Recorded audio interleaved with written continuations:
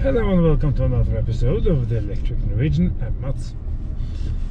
Today we are in the Toyota BZ4X, which is a car, well, I'm interested in trying, but not exactly looking forward to.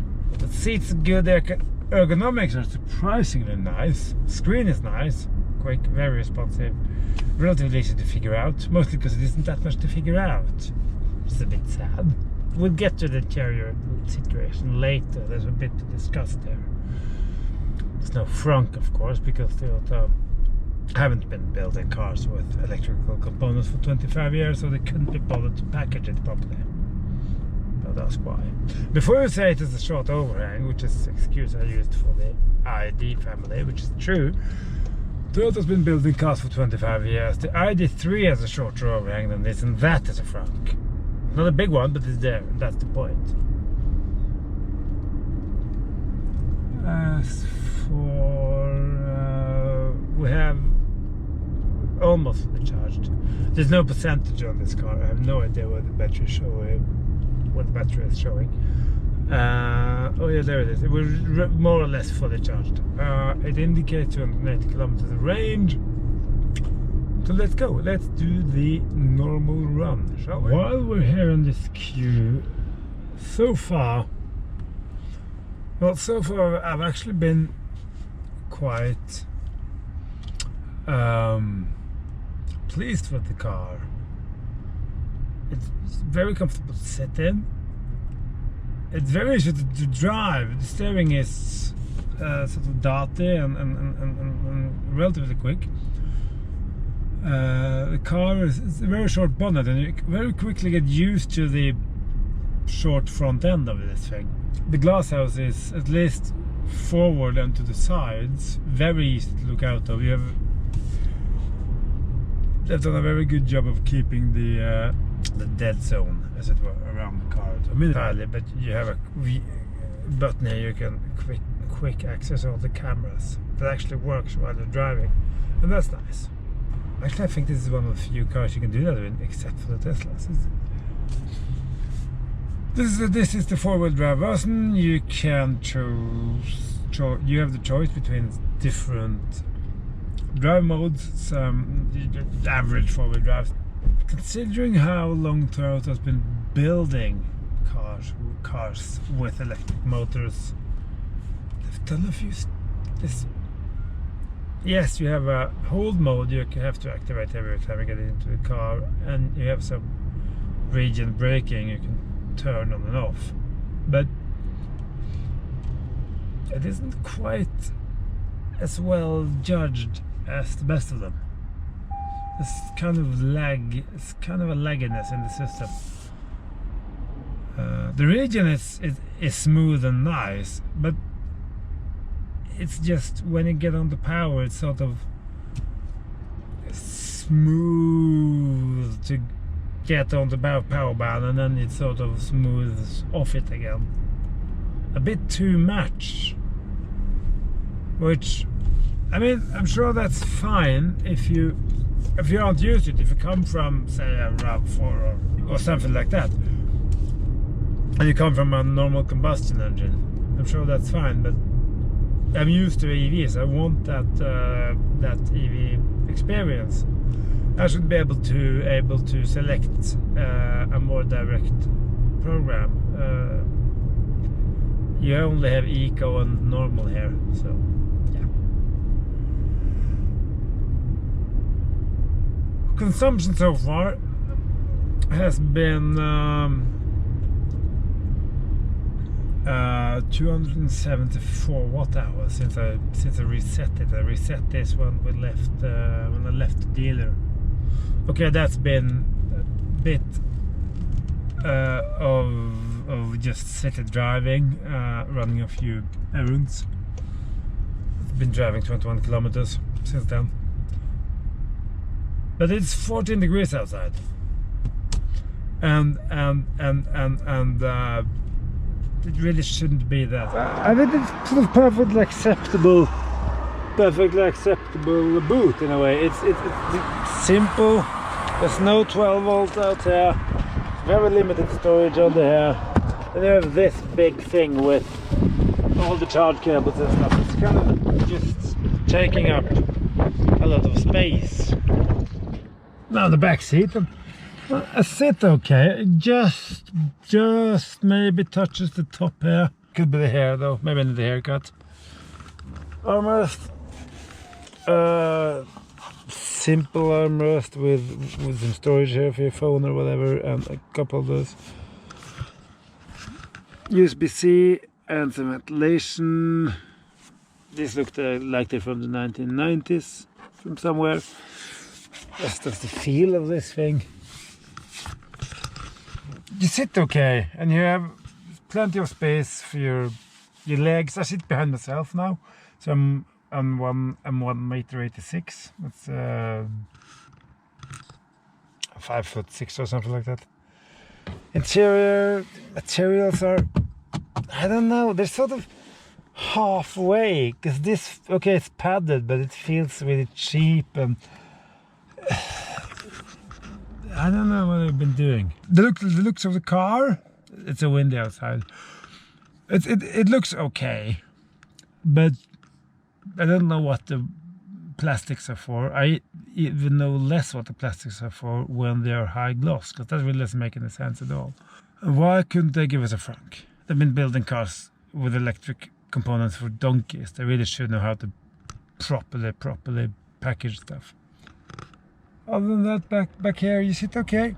Car looks okay. It's very compact and easy to throw around this car. That's one big plus for it, really. It's not as quiet as the Aria, because the Aria really was quiet. This is more perfectly okay. Quieter than a few of the Volvos we've been trying though. Interior quality is... well, the interior itself is okay. The seats are very comfortable. This is a textile material. It's okay, feels good. This is supposed to be pushed over here so you can adjust it, but the problem is it's padded, and it sort of feels okay when you sit here, but it moves. Also, I found out you have storage under here, a lot of storage actually, but it's sort of, the button is so far. You don't know that you do this, you don't really feel it, you have to go all the way back. But there is storage here, and that's a nice thing. And this,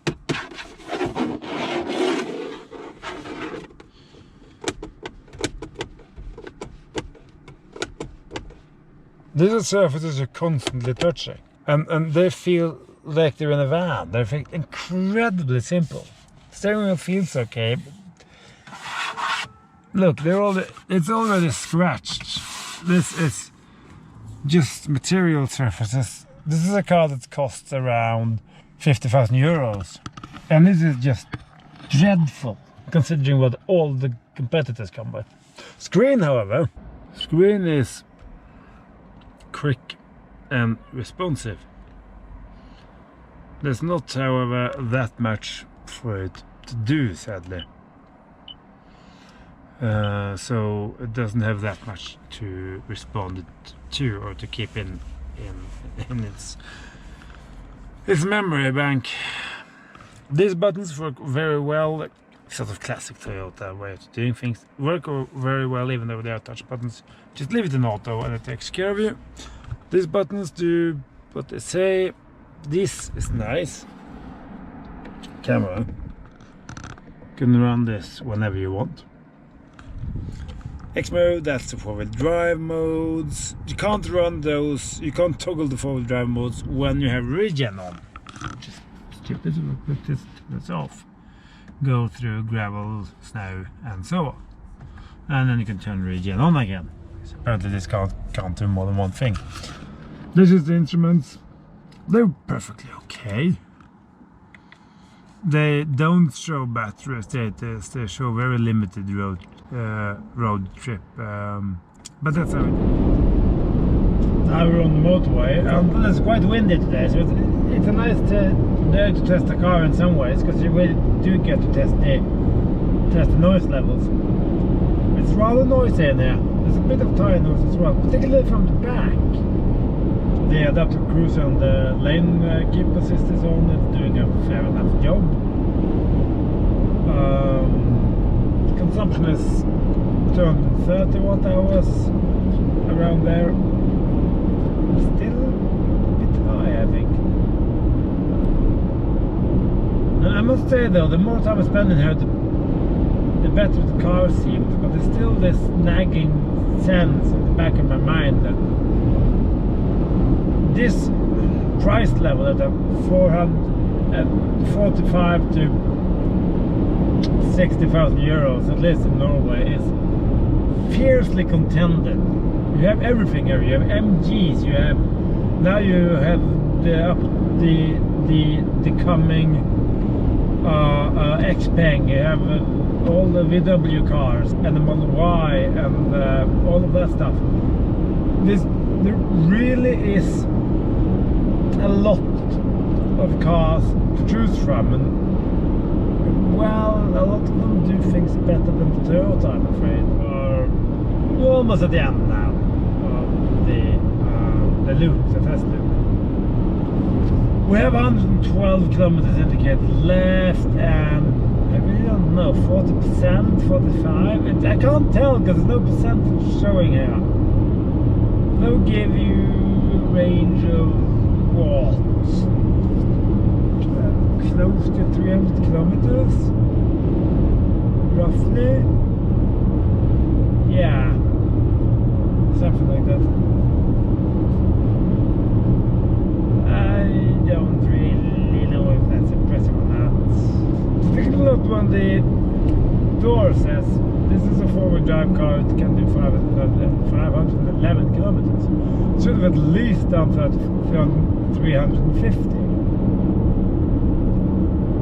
I can see why I can't do 400 when it's windy as today, but still. No, Toyota really should have managed to do better. These are the low beam. Looks like LED lights, very crisp and clear, and they're gonna remain just as crisp as clear, even in the rain, which is good. Spread is good, decent range, and in the turn, I have a distinct impression that the high beam is not really that good. It's not that much of a change, which is sad. Oh well, throw a LED beam in. Good morning.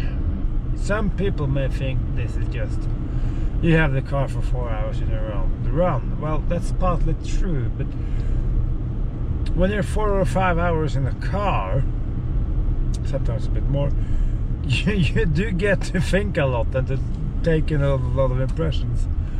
Now, at its base, this car is exactly that. It's a car. It's completely average on everything it does. The area, the first thing that strikes you is how quiet it is. The Ford Mustang Mach-E is more, I don't know if it's more spacious, but it has a better sound system. It has a frunk. It's just more somehow better car in many ways. The Model Y is much more spacious, quicker, has more range, all of that stuff, and probably charges quicker as well. I drove around yesterday. I haven't run the calculations. I simply haven't had the time.